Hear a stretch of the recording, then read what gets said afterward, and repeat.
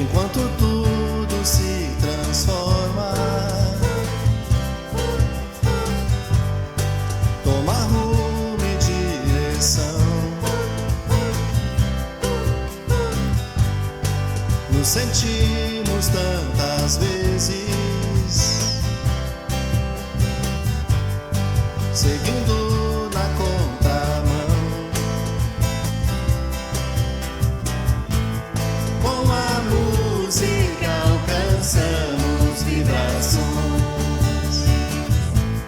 envolvendo os nossos corações, transformando uma certeza em canção. Nos acordes que vão ao coração, vem cantar com Jesus. Ele acredita em nossa voz. A música com Jesus torna mais leve a caminhada. Vem cantar com Jesus. Ele acredita em nossa voz. A música com Jesus torna mais leve a caminhada.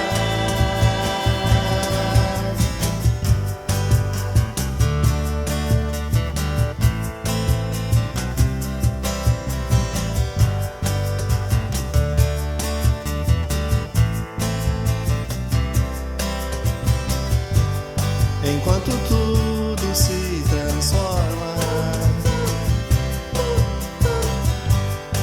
toma rumo e direção. Nos sentimos tantas vezes seguindo na contramão. Com a música alcançamos vibrações,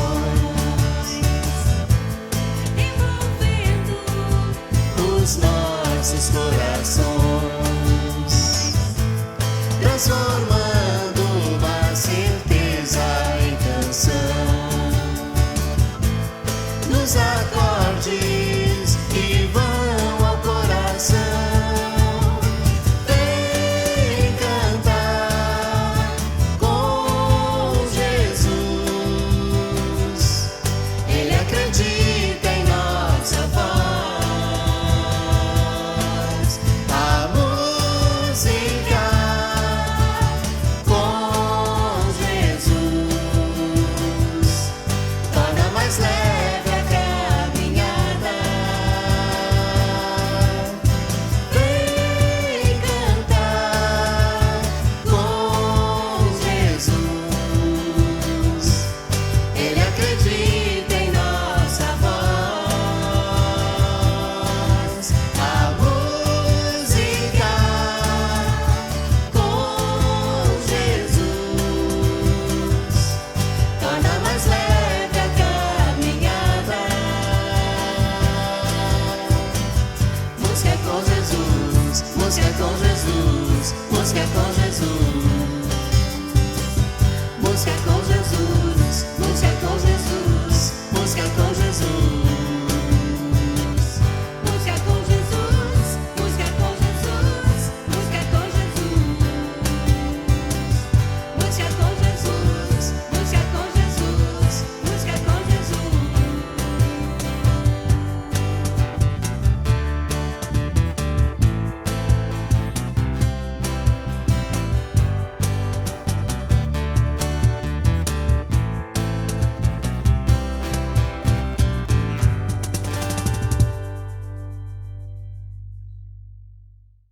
Olá, sejam todos muito bem-vindos a mais uma live da série sobre as personalidades do cristianismo e do espiritismo.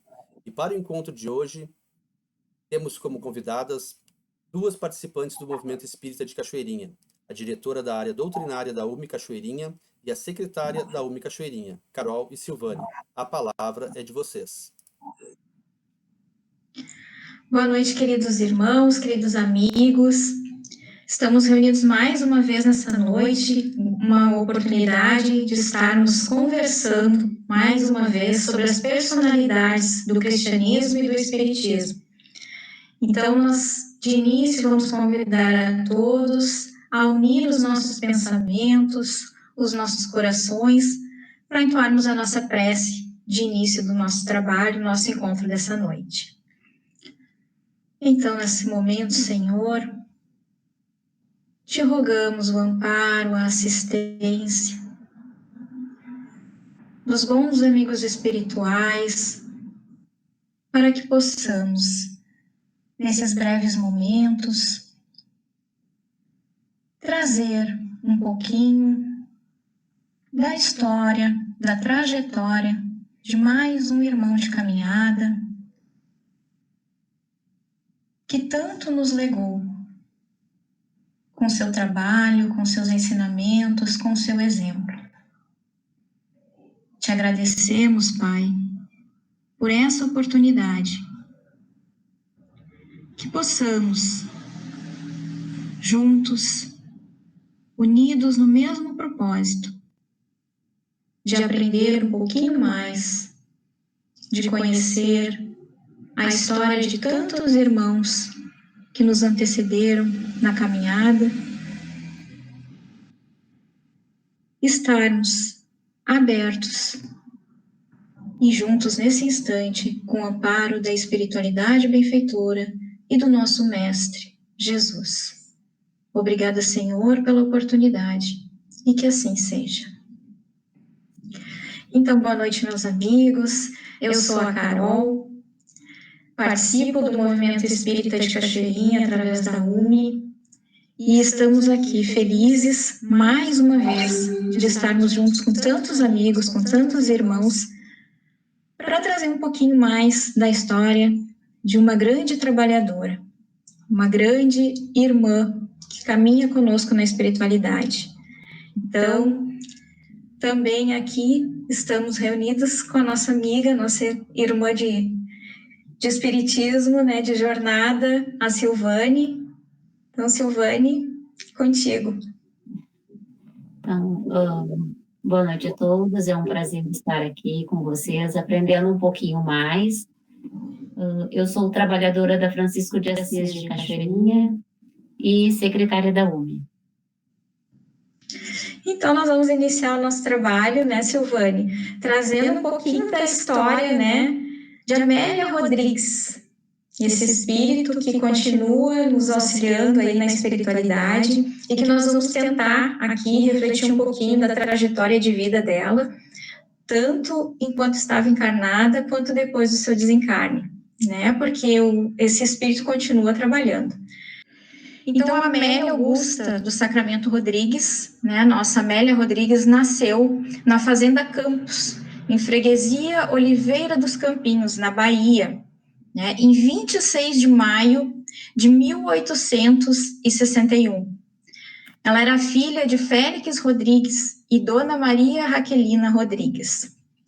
E desde muito jovem, desde muito moça, ela sempre teve uma predisposição assim, para a educação, né? Então, ela foi uma grande educadora, escritora consagrada, teatróloga. Então, ela teve assim, um histórico todo dentro da questão das letras, né? Foi muito conceituada lá na Bahia.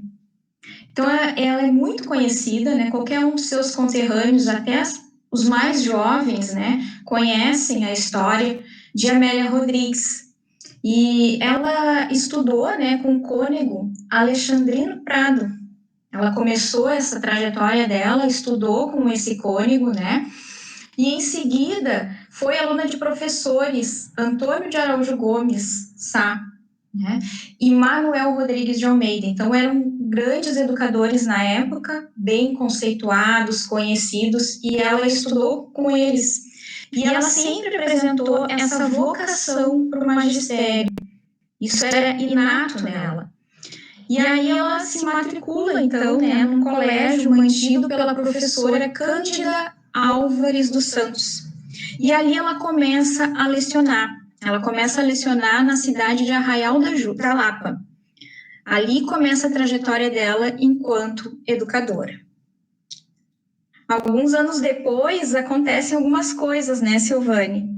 Sim, aí um tempo depois ela presta um concurso, né, para lecionar em Santo Santo Amaro da Purificação.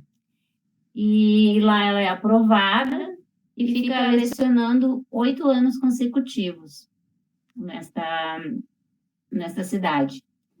E em 1891, né, pelo amor à causa do ensino, ela conquista mais uma vitória, né, nessa cidade, pelo empenho que ela tem, né, nessa tarefa de ensinar e o grande conceito que ela tinha nessa comunidade que ela trabalhava, né. Então, ela foi transferida para Salvador e começa a lecionar na Escola Central do bairro Santo Antônio. E é bem legal, assim, que um dos alunos dela, em 1905, que era um jovem, né, ele é selecionado para lecionar inglês num sistema filósofo Spencer. Então, a Amélia Rodrigues ajuda ele a compreender o pensamento desse filósofo, bem como ela completa, né, o seu aprendizado, né, e ainda diz para ele, né, o jovem precisa de educação moral, que é o princípio fundamental da disciplina social. Sem apelar para o coração, educar é formar no homem as mais duradouras forças da ordem social. E esse pensamento da Amélia Rodrigues, ele vem de acordo com o que o Fenelon coloca, né? Cita no Evangelho segundo o Espiritismo, que é educar é formar homens de bem e não apenas instruí-los. Então a gente percebe, né, que esse espírito, né, ele vem com uma grande missão na educação, né, e a gente já percebe, né, pelo direcionamento dela, pelo amor que ela traz, né, que ela teria um trabalho grandioso mesmo depois, né, a gente vai falar um pouquinho mais na frente, né, mas a gente vê, assim, as ideias dela em comunhão com os ensinamentos que a gente vê no Evangelho, né, no Espiritismo. Então, ela já trazia essa bagagem espiritual, né. E aí, passa o tempo, claro, né, e ela também se aposenta. Mas, natural aos espíritos inquietos, ela não consegue ficar muito tempo, assim, parada, aposentada, ela descansa, até descansa um pouco, né, mas ela continua com aquele ideal, né, de ensinar. Aquilo era muito vivo nela, né. Então, quando ela se recupera um pouquinho, né, recupera as energias, ela retoma o magistério, né, e aí de uma forma ainda mais marcante, né. Nessa oportunidade, ela acaba fundando o Instituto Maternal Maria Auxiliadora, e que mais tarde vai se transformar na Ação dos Expostos. Então, a gente vê que o trabalho era incessante, era uma coisa que ela trazia e que era uma missão de vida, né? Então, ela aproveitava o tempo disponível, né, e se dedicava também à literatura e ao jornalismo. E ali ela começou a colaborar com algumas publicações religiosas, né, entre as quais a gente pode citar o Mensageiro da Fé, depois a revista A Paladina e mais tarde em A Voz. Então, ela começa a se envolver também com o jornalismo e com a publicação, né, de literaturas, de artigos, enfim, que ela vai trazendo ao longo do tempo. Ela escreve também algumas peças teatrais, né, entre as quais Fausta e A Natividade, colabora com poesias, então ela era uma grande poetisa, né, escrevia grandes poesias, e ainda algumas obras para literatura infantil. Então, esse era um espírito que a gente vê assim, incansável nessa questão da educação, né? Mas, como todos nós temos um prazo de validade aqui, né? Ela desencarna, então, em Salvador, com 65 anos de idade, no dia 22 de agosto de 1926, deixando, então, uma marca de trabalho, né? Tanto na educação, quanto na literatura e na assistência social. Então, a gente vê aí um espírito de trabalho em Amélia Rodrigues. E no plano espiritual, Silvane?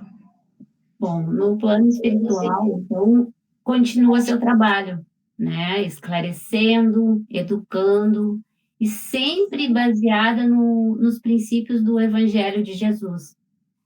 Fonte inspiradora quando ela era encarnada, como tu falou anteriormente, né, Carol? E para muitos dos seus trabalhos, né? Então, desencarnada, ela encontrou na espiritualidade a imortalidade, né?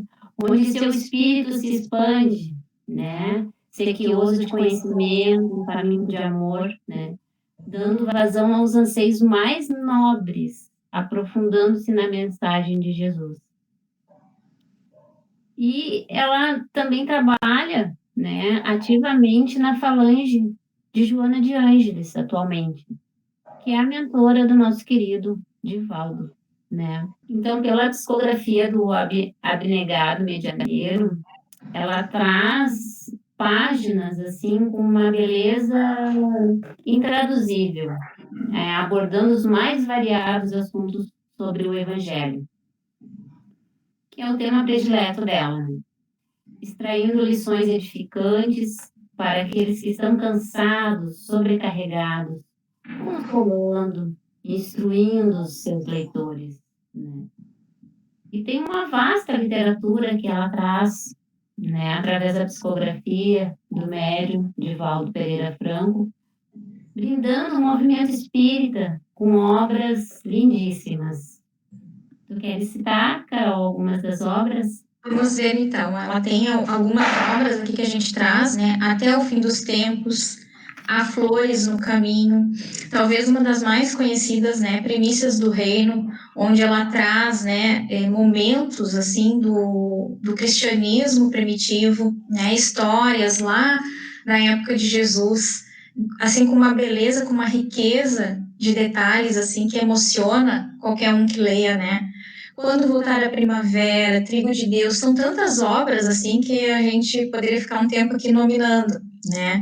Mas ainda, a Amélia Rodrigues, ela tem um trabalho, por todo esse histórico na educação, né? Ela tem um trabalho muito voltado para a evangelização, né? Ela traz, então, com toda esse cabedal de conhecimento que ela tem e que também essa questão, assim, essa predileção por temas do evangelho, né, e voltado para a criança, para o jovem, ela traz muitas mensagens, né, importantes para a ação evangelizadora. No livro Orientação à Ação Evangelizadora Espírita, na infância, lá nos presídios que a gente tanto estuda, né, a Silvane também é evangelizadora, né, nós participamos, né, da evangelização, como tantos outros irmãos, então ela traz, né, uma mensagem que diz assim: evangelizar uma criança é como honrar o mundo com a grandeza de deveres maiores, adornando o futuro de gemas valiosas. Quando você ensina, transmite. Quando você educa, disciplina. Mas quando você evangeliza, salva. Instruído, o homem conhece. Educado, vence. Evangelizado, serve sem cansaço, redimindo-se. Que linda essa mensagem, né? Porque ela traz para nós essa questão, assim, realmente, assim, a gente vê, durante a trajetória dela, lendo a história dela, assim, que ela sempre trabalhou a todo momento, né? Então, quando ela fala que a gente evangelizado, a gente serve sem cansaço, é bonito de ver, né? Porque a gente, é o que a gente busca, né? E nas aulas de evangelização, assim, cada sementinha que a gente vai colocando ali e que mais na frente, às vezes a gente nem vai estar perto, assim, mas que a gente sabe que uma hora vai germinar, e isso é muito lindo, né, Silvane? Sim. E a colheita, às vezes, não é nesta vida, né? Pode ser em outra existência, né? E também tem outra fala dela, nessa mesma orientação da FEB, né? Que fala assim: todos somos educadores. Educamos pelo que fazemos. Educamos com o que dizemos. E alerta-nos para o fato de que o primeiro passo de quem ensina deve ser dado no sentido de educar-se. Então, primeiramente, a gente precisa se educar. E é bonito isso porque ela bota, todos nós temos condições de ensinar alguma coisa e todos nós aprendemos alguma coisa, né? É esse caminho, assim, essa trajetória de aprendizado que é o bonito, que faz com que a gente cresça, que a gente evolua, né? Então, ninguém é tão ignorante que não possa ensinar alguma coisa e ninguém é tão perfeito que não possa aprender algo. Né? Então, esse grande círculo, né, que nos liga a todos e que a gente está sempre aprendendo uns com os outros. Né? Ela ainda diz que conforme a qualidade da semente, teremos a colheita, que é o que tu falava antes, né, Silvane? Então, a gente vê, assim, que são espíritos, né, ela, assim como tantos outros que a gente tem trazido nesses momentos, né, de verdadeiros abnegados, que vêm nos deixar aí um legado para que a gente possa também se inspirar no trabalho, na tarefa, né, que é árdua, que é difícil, mas que é de todos nós. Então, nós queríamos agradecer nesse instante, né, a todos que acompanharam conosco, que estiveram conosco nessa noite, para entender um pouquinho mais, né, da trajetória de vida de Amélia Rodrigues. E como grande poetisa que ela era, né, muitos de nós já ouviu o poema da gratidão, que Divaldo muitas vezes ele traz nas suas palestras, no encerramento, e que nós, como uma forma de homenagear, né, a Amélia Rodrigues, vamos tentar aqui, né, Silvane? Sim. Trazer esse poema em forma de prece final, desejando que ele possa trazer esperança, alento aos nossos corações e força para que nós consigamos, né,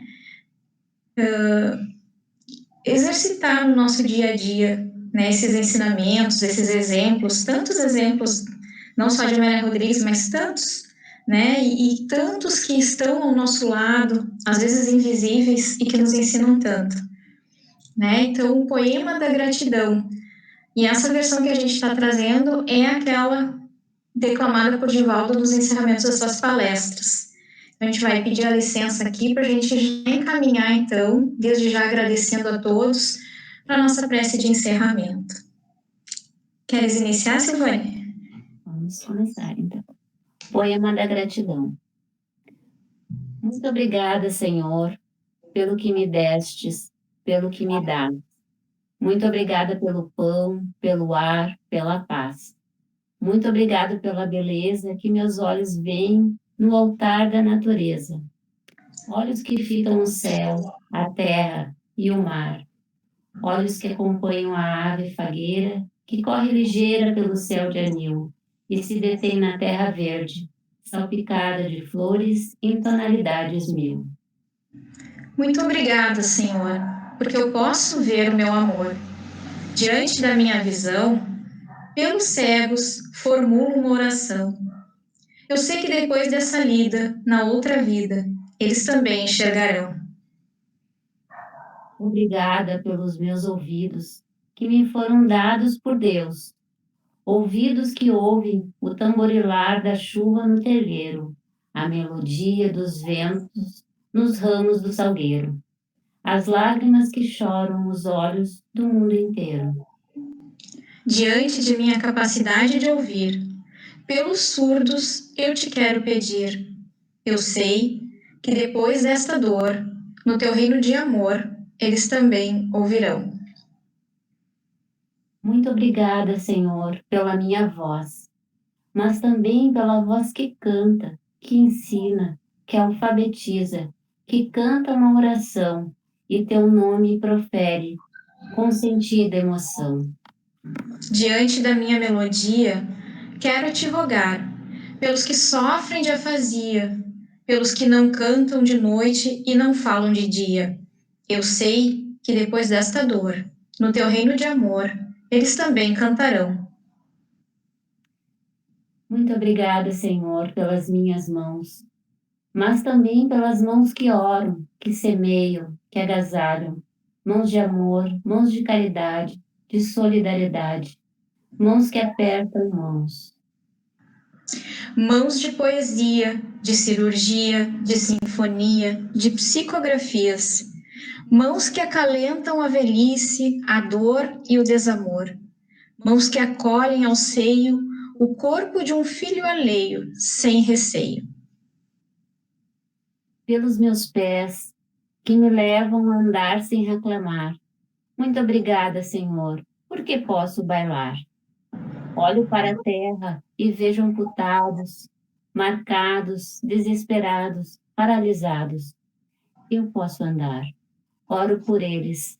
Eu sei que depois dessa expiação, na outra vida, eles também bailarão. Muito obrigado, Senhor, pelo meu lar. É tão maravilhoso ter um lar. Não importa se este lar é uma mansão, um bangalô, seja lá o que for. O importante é que dentro dele exista amor. O amor de pai, de mãe, de marido e esposa, de filho, de irmão, de alguém que lhe estenda a mão, mesmo que seja o amor de um cão, pois é tão triste viver na solidão. Mas, se não tiver ninguém para me amar, um teto para me acolher, uma cama para me deitar, mesmo assim, não reclamarei, nem blasfemarei. Simplesmente direi: obrigado, Senhor, Porque nasci. Obrigado, Senhor, Senhor, porque creio em ti, em ti. Pelo amor, obrigado. Senhor. Então, que assim seja, meus irmãos, e que assim nós possamos nos conduzir na nossa existência. Obrigado a todos, obrigado pela oportunidade, obrigado, Silvane, por ter compartilhado comigo esses momentos. Obrigada, eu que agradeço. Boa noite a todos. Boa noite.